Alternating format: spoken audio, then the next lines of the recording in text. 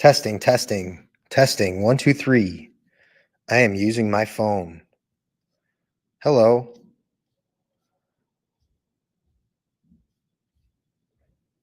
Can you hear this? Can you hear this? Hello, hello. Let's take a look here. Audio. Looks like it's working. Testing, testing. Looks like it's working. That's good news. Hello. Today I'm going to go over a isometric workout using the Isophit that I have pre-recorded and talk a little bit more about isometrics. Here we have program 9, the 30 and 30 by Isophit. This is 30 isometric positions, 10 low body, 10 core, 10 upper body. Isometrics is versatile, in which I only had 20 minutes before another client, so I shortened and condensed this workout to 20 positions, which you can do with any isometric. You can make it however long or short you want, just depending on how many exercises you do. So for example, 20 minutes here, 20 exercises. I'm doing the sumo squat. I'm thinking about driving my knees wide. My toes are at a 45-degree angle. Got my hands inside of my knees. I really like this because you're getting hip abduction as well as knee bend, hip bend. I think about whenever I'm doing low body isometrics, you have to press your feet into the ground. Otherwise, it'll be a pulling action. So I have people that'll pull up on the bar and focus on their upper body. No, this is a sumo squat. We're low body focused here, so you're pressing your feet into the ground. Now I'm moving into a regular deadlift. So the deadlift with the isometrics. Okay, so start off just getting yourself into position and breathing through the position. Don't even press up and pull up on the bar too hard, because we're creating a fulcrum at the hips, at the back. So you're going to be challenging your back muscles. If you're not prepared for that, then don't go 100%. Again, just start where you're holding position and breathing. What I like to do here is get my hips high so that I can feel a stretch in the hamstring. Sometimes with isometrics, if you don't want to go crazy hard, you kind of approach it as, where do I feel a stretch? Where is there tension in the muscle? And just focus my pressure there. So here is the hamstrings. I'm not going 100%, as you can see here, but I'm breathing this through. I'm getting length in my hamstrings, and I'm feeling tension of a lengthened muscle. And then in your last, 15 seconds or what have you, that's when you could really press hard and focus on intention and intensity. Okay, we're going to move to some single leg stuff. I think we might. A split squat maybe come in here. So low body, isometrics, you can do both legs down. This to me, I guess both legs are down here, but this is, what is it called? Unilateral. So single leg is my focus here because most of my weight's on my front foot. My intent here was to drive out at a 45-degree angle. Let's see how I can explain this. Can you see my mouse there? Sweet, you can see my mouse. It's awesome. Okay, where you're angling out, let me see how I can explain this. I'm at a 45-degree angle. I want to feel like I don't know how to explain this. I have never had to explain this. All right. Where I'm pressing through the ground and the angle of my body is going to change the exercise. So I could be driving straight up and get a stimulus, or I could be driving at a 45-degree angle out and get a different stimulus. I hope that makes sense. So again, we're back here on our split squat, and I'm driving at a 45-degree angle out and up. Again, going back to the stretch feel and the different parts of the body, the hip flexor stretch. I want to feel not like I'm pushing hard through that. I just want to feel like I'm applying enough pressure where I'm getting a stretch there. And you keep your hips square to the ground, square to the wall. Don't rotate your hips at all. And I like to start to press back on my hands, back towards the wall. That fires up the lats. You can really get your lats going doing any deadlift variation or deadlift positioning, or where your hands are in deadlift position. You get a lot of lats doing isometrics. I wonder how my voice sounds with the phone. This is a new thing for me. So again, I'm doing 45-second contractions. That's just the best that I think you can do on the Isophit. It just makes the most sense in terms of time duration. It's one exercise over 1 minute. Here's a horizontal calf raise. This is one of my all-time favorites. This is the full posterior chain. Your toes are on top. Your I think they call it triple extension in powerlifting. No, powerlifting, uh, Olympic lifting, Olympic weightlifting, triple extension, or any plyometrics and jumping. I think I'm getting triple extension here. Ankles, knees, hips. Driving my hips into the air. Ideally, I'd like to keep my legs straight, and I try and coach my clients to have their shoulders, hips, knees, and ankles in a straight line. Here, I'm a little curved out here, but I'm trying my best to stay in alignment here. So if you press your head down and your hands down and your elbows down, it starts to work the upper back, and you're getting the full posterior chain from your ankles all the way up to your neck muscles. So wow, think of an exercise that gets all the muscles of the back from your neck down to your toes. Tough to come by.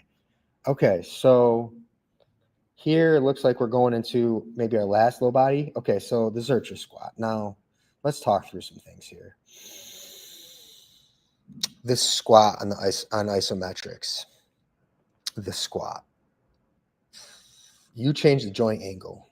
You should change the joint angle so that you're applying a different stimulus. Whereas I'm at probably 60 degrees here. A lot of the times I'll do 90 degrees where the bar is at its highest point and I have less bend in knees and hips. So I'm more upright. Changing the angle of the joints. When I'm just introducing isometrics to somebody, I try to tell them to think of what the limbs do and how they move in space.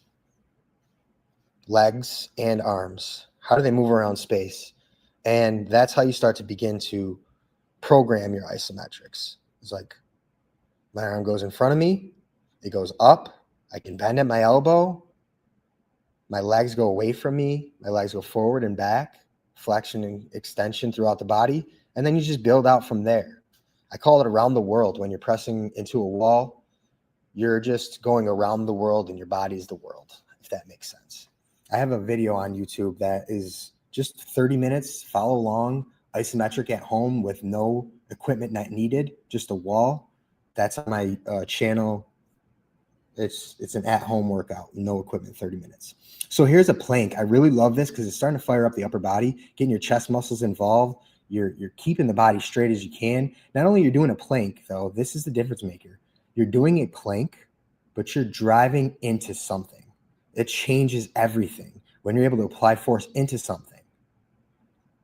So I think we're going to do an inverted row here. Going back to what I just said, pushing my chest into the bar is different than just holding myself in place doing inverted row here. The overcoming isometrics, which I've invested time into, it's a different feel because you're pressing into something. My chest is going into the bar right now. I'm driving my elbows down. I'm also pressing my feet down. Like the amount of stability and core that you're using, just doing an upper body isometric with isometrics makes it worth it. So I'm pressing my feet down. I'm keeping my hips in the air, driving my chest into the pad, trying to keep my shoulders away from my ears. Let's see what we get into next here.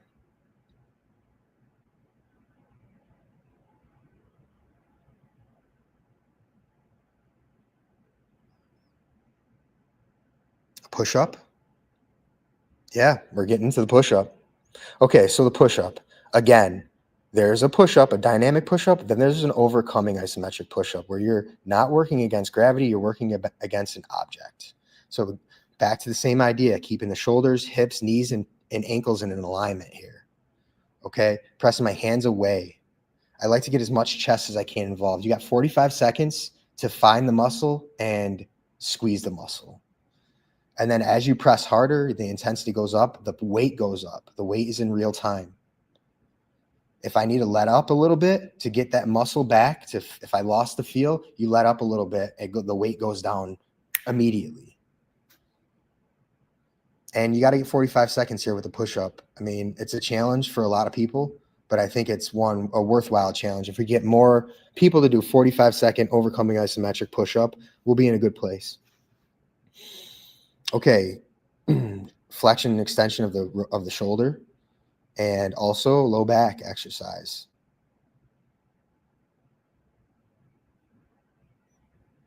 You can keep your feet down, press your toes into the ground, or you can get your legs in the air. It's just incredible what you can do with your body with isometrics. There's not really a machine out there that gives you the right tension in this position.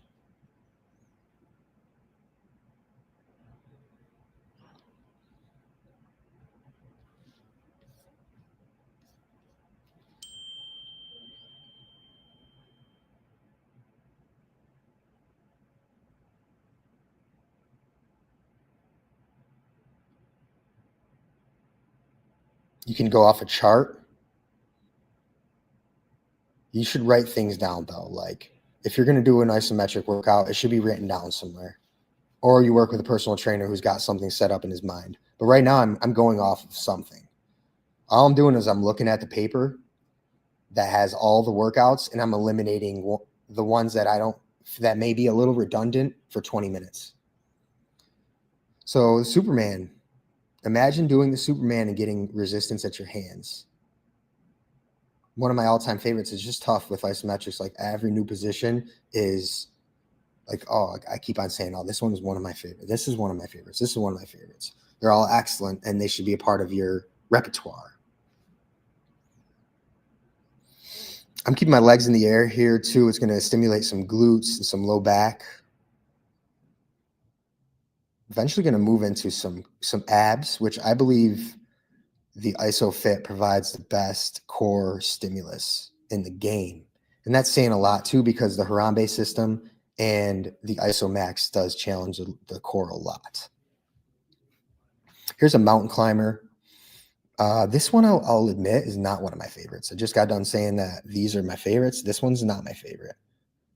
I just try to do it because I know a lot of people like mountain climbers or like they program mountain climbers. So you could work that into overcoming isometrics, but I don't know.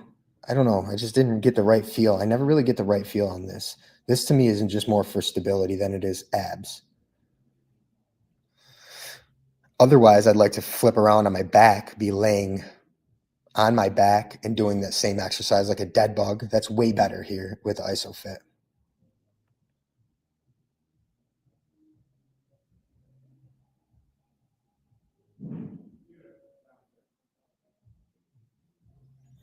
You start to get gassed. I mean, it might look easy, but you start to get gassed. Here's the other side of, I'm going to just fast forward here.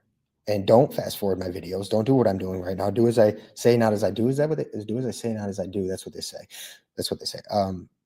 Don't fast forward videos like I just did. Please don't do that. Follow along. Follow all the way through. If you made it this far, congratulations. We're 13 minutes in. And we're going to do a pike here. Man, okay, so the pike. Let's talk about this one. Each exercise could have its own podcast. The pike. So an issue of mine has always been hamstring flexibility or length. So ideally, you'd like to keep your legs straight here. I can't. So I just see, I'm fighting to straighten them out as much as I can here. I'm doing the best I can, but I'm still trying to drive my knees, my shin into the pad and driving my chest up. Keep my arms straight so the fulcrum we've created, the tension is at the abs. Otherwise, like I said, you do what you can to straighten your legs out. Sometimes if I have clients that have hamstring flexibility issues, is I'll just have them straighten their leg, lift it in the air, and just, that's where the setup is, where the leg is completely straight. Okay, here's just a regular old crunch. So a lot of the times when you're doing abs with the Isofit, you're using a lot of hip flexors because your legs are in the air. So here is just an opportunity to give the hip flexors a break and just use all of your trunk and abs to flex your spine. This one's just a good one. Again, keeping your arms straight so that the force doesn't go to the elbows. It bypasses the elbows to the shoulder to the core. The tension is generated from the abs here, like you would a normal crunch. This one's one of my all-time favorites. Able to round the spine because we're not moving, we're holding, we're breathing, especially we're breathing, okay? I've said this before and I'll say it again. While you're doing isometrics, you want to be able to breathe. You want to create as much tension so that you're still breathing When you feel like you're creating so much tension that you have to hold your breath, it's probably a little bit too much. So you want to find the threshold of breathing and intensity, which is all why it's also good to work with a personal trainer, even with isometrics, is because you have someone reminding you to do that, because like you're focusing on the exercise right now, you might not be focusing on your breathing. Again, ideally here, I'd like to keep my legs straight so my hamstrings are lengthened, pulling my toes back towards me, keeping my arms straight. Going, what did I just do? I did a hollow hold, and before that I did a crunch, going from the crunch to the hollow hold. Okay, why I sequence this. The crunch tightens you up, gets you all crunched up, it gets you all flexed. Now the hollow hold extends you a little bit. And now I'm reaching away from me rather than crunching myself in, but it's still using the same muscles. 1 hour body. The 1 hour body, 30-minute workouts twice per week. The 1 hour body is all you need. You can do 30 minutes isometric, 30 minutes dynamic. You can do all isometric twice. You could do it twice per week. 1 hour is all you need per week for your body. So this is even a 20-minute workout, a 20-minute session here, but I'm still counting this as one of my workouts for the week. Okay, here's the Superman again. Okay, so the exercises are fantastic, and then you can also add the resistance to different parts of the body throughout the same position. So earlier I was in the Superman and I added the resistance to my hands. Now here I'm in Superman again and I'm adding the resistance to my feet. A different stimulus, a different feel, same position, different feel. And you start to sequence this out. That's the fun in isometrics, is there's a flow to it. This is like, I coached football, and this is like play calling. You get a certain flow. This play sets up the next play, sets up the next play. This exercise sets up the next exercise, sets up the next exercise. So if there's anybody out there that's into football, you're like the offensive coordinator of your own workout routine. Okay, where am I gonna? I'm probably getting to the end here. Yeah, so let's see. I got two more positions. All right, so a little bit of trunk rotation just for the due diligence of it. There's some exercises that aren't my favorite that I do just because I know I have to, and some trunk rotation at some point in time, in my opinion, you have to do. I don't do a lot of it, but so my intent here is to breathe as I'm rotated, so I can stimulate all the muscles that help me breathe, and that just breathing in and breathing out is going to contract different muscles. So that's my intent here. I'm not trying to rotate as hard as I can and apply a lot of force. I'm just trying to rotate and breathe. Another one of the due diligence exercises that I fill in is the neck exercises. Otherwise, you'd never do. When was the last time you did a neck exercise? When was the last time you did a neck exercise? Did you do 4 neck exercises last month? I bet you didn't. But here in Isometrics, you can, because you got 30 opportunities or what have you to work that in. So the trunk rotation and the neck exercises are necessities, but nobody likes to do them, so they don't program them. Do it with Isometrics. A couple 20-second, 45-second holds of a neck flexion will go a long way, especially since you're not doing any right now. Okay, we're going to finish out the workout here. I just get the other side. Let's just get me full screen. How do I get me full screen here? Give me a moment in time. I'm going to get this guy out of here. Remove. There's me. There I am. Thanks for joining along for the ride. If you'd like to get on a call with me to organize your isometric strategy, or even if it's dynamic as well, I use Nautilus equipment, and let me make sure this is on mute. Yeah. Let me get this right out of here. And I use a Harambe system. So if you need me to get on a call with you, I'll do a free 15-minute call to help you out, because I like to service and help and be of service. And then if you go from there, we can do some online training or what have you. But I feel like there's some value and opportunity in isometrics that need to be spread, and it's easy to get started. You can start right now today, and why not do it? Why not try it? Okay, that's all I got. Over and out.